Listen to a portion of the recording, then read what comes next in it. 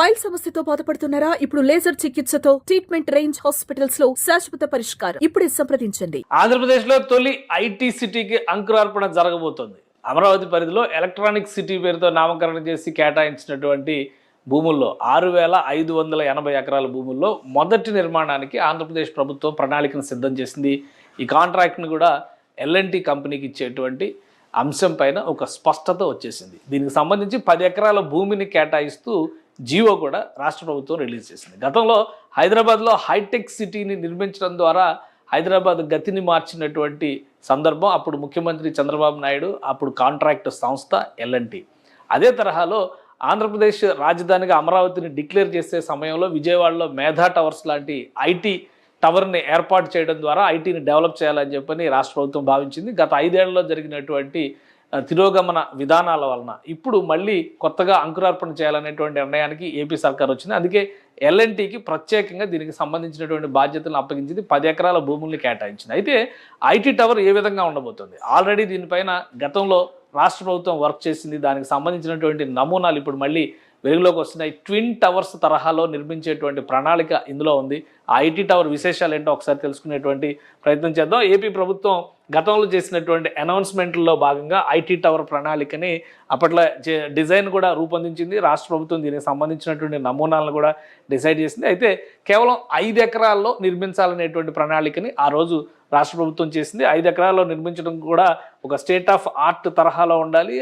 ముఖ్యంగా హైదరాబాద్లో ఉండేటువంటి హార్డ్ సాయిల్కి అమరావతిలో ఉండేటువంటి సాఫ్ట్ సాయిల్కి ఉన్నటువంటి భేదాన్ని అర్థం చేసుకునే విధంగానే ఈ డిజైన్ని రూపొందించారు. ఈ డిజైన్ ఒకసారి చూస్తే ఇది ట్విన్ టవర్స్ తరహాలో రూపొందించేటువంటి డిజైన్. కంప్యూటర్ CPU ఎలా ఉంటుందో CPU నమూనాన్ని ఒక మోడల్గా తీసుకోవడం ద్వారా ఈ డిజైన్ రూపొందించినట్టుగా అప్పట్లో ఈ ప్రభుత్వం ప్రకటించింది. దాంతోపాటు ఈ డిజైన్లో ఉండేటువంటి ప్రత్యేకతలు ఏంటంటే ఈ టవర్స్ చూస్తానికి 2 టవర్స్గా కనిపిస్తాయి, కానీ గ్రౌండ్ బేస్మెంట్ వరకు మొత్తం ఒకటే సింగిల్ టవర్గా డెవలప్ చేస్తారు.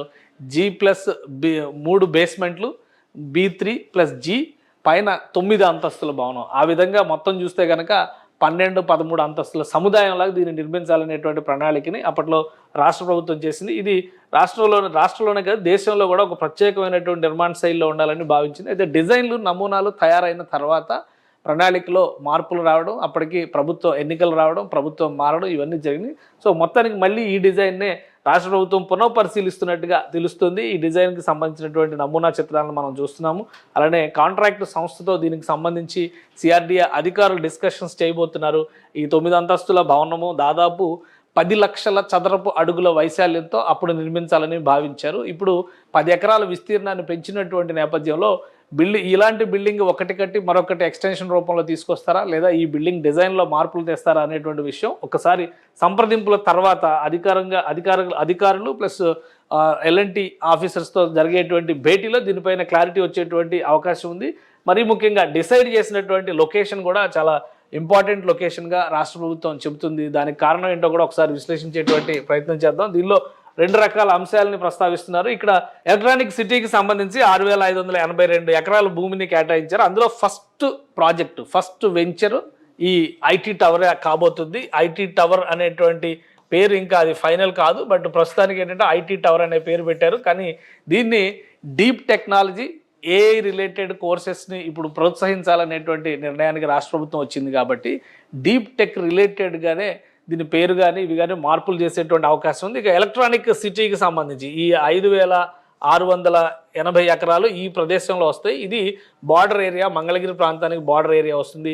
ఎలక్ట్రానిక్ సిటీకి సంబంధించి కూడా శివారు ప్రాంతంలోనే ప్రభుత్వం 10 ఎకరాల భూమిని కేటాయించింది. ఆ చుట్టుపక్కల కూడా డెవలప్మెంట్కి దీనివల్ల అవకాశం కలుగుతుంది. ఎందుకంటే ఇది గుంటూరు హైవేకి దగ్గరగా ఉంటుంది కాబట్టి ఈ మార్గంలో చేయడం వల్ల అభివృద్ధికి కూడా అవకాశాలు ఎక్కువగా ఉంటాయని చెప్పని రాష్ట్ర ప్రభుత్వం భావిస్తుంది. అందులో భాగంగానే ఈ ప్రాంతాన్ని రాష్ట్ర ప్రభుత్వం ఎంచుకున్నట్టుగా అధికారులు చెప్తున్నారు. సో ఆ విషయంలో ఒక క్లారిటీ ఉంది కాబట్టి రాబోయేటువంటి రోజుల్లో ఈ డిజైన్ పైన మాత్రమే ఫైనల్ డెసిషన్ తీసుకోవాల్సినటువంటి అవసరం ఉంటుంది. డిజైన్ పరంగా దీనికి చాలా ప్రత్యేకతలు ఉన్నాయి. గతంలో లేని మోడల్స్, అంటే ఒక విధంగా ఆంధ్రప్రదేశ్లో ముఖ్యంగా అమరావతి ఆ పరిసర ప్రాంతాల్లో ఉండేటువంటి ఉష్ణోగ్రతలను దృష్టిలో పెట్టుకొని వాతావరణ పరిస్థితుల్ని దృష్టిలో పెట్టుకొని భౌగోళికంగా అక్కడ ఉన్నటువంటి భూ వాతావరణాన్ని కూడా దృష్టిలో పెట్టుకొని దీనికి డిజైన్ చేశారు. ఎందుకంటే అక్కడ వాటర్ సోర్సెస్ కూడా ఎక్కువగా ఉంటాయి, భూమి లోపల నుంచి నీళ్లు ఉబికి వచ్చేటువంటి పరిస్థితులు ఎక్కువగా ఉంటాయి కాబట్టి నిర్మాణ నమూనాను కూడా ఆ తరహాలోనే దీన్ని ఏర్పాటు చేయాలని చెప్పని అధికారులకు సూచించారు. ఆ క్రమంలోనే ఈ డిజైన్లను రూపొందించారు. అందుకే ఇది ఒక ప్రత్యేకమైనటువంటి టవర్గా నిలుస్తుందని భావిస్తున్నారు.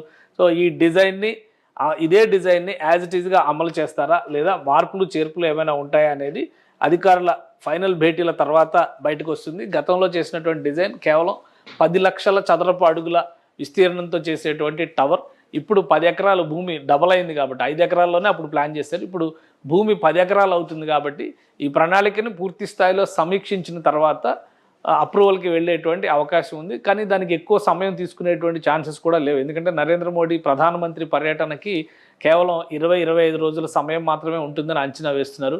ప్రధానమంత్రి రాష్ట్ర పర్యటనకి వచ్చిన సందర్భంలోనే ఈ ఐటీ టవర్కి కూడా భూమి పూజ చేసేటువంటి అవకాశం ఉంది. అందుకనే సిఆర్డీఏ అధికారులు ఎల్ఎన్టీ టీము దీనిపైన డిజైన్ పైన కూడా వర్క్ చేస్తున్నట్టుగా ఒక సమాచారం ఉంది. మోడల్ని యాజ్ ఇట్ ఈజ్గా కంటిన్యూ చేసే లెక్క అయినా లేదా మార్పులు చేర్పులు ఉన్నా కానీ భూమి పూజ మాత్రం ప్రధానమంత్రి చేతుల మీదుగానే చేయించేటువంటి అవకాశాలు ఉన్నాయి. రాష్ట్ర ప్రభుత్వం దీనికి తగ్గట్టుగా స్థానిక అధికార యంత్రాంగానికి కూడా మార్గదర్శకాలని జారీ చేసింది.